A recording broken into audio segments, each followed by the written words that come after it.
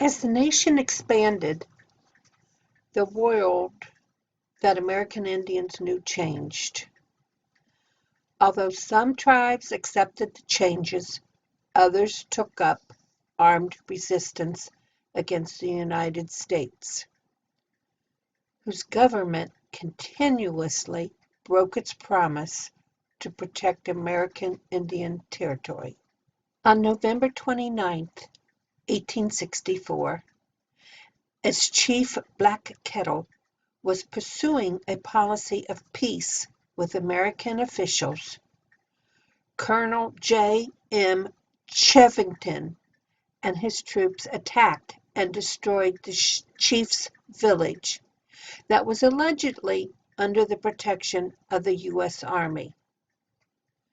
Although the village at Sand Creek flew an American flag along with a white flag to demonstrate that the people were at peace with the United States, the troops killed and horribly mutilated 150 Cheyenne and Arapaho men, women, and children. Known as the Black Creek Massacre, the attack on Black Kettle's village resulted in several retaliatory raids by the Cheyenne, Arapaho, and Lakota warriors, who along with Black Kettle had survived the dreadful and unwarranted attack. In an attempt to make peace with the raiding tribesmen, Congress established a federal peace commission to end the raids and assign each of the Plains Indians to a reservation in present-day Oklahoma.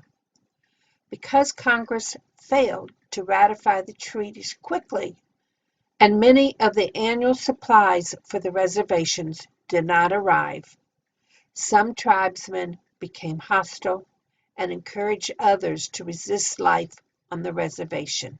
Recognizing that the seasons set a pattern for the Arapaho, Cheyenne, and Kiowa warriors. They didn't go to war in the winter. And Sheridan recognized that fact and decided that's when he would attack the Indians.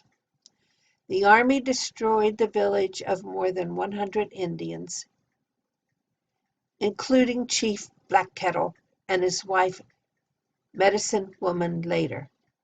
Of those who survived the attack, a few escaped, but most became prisoners.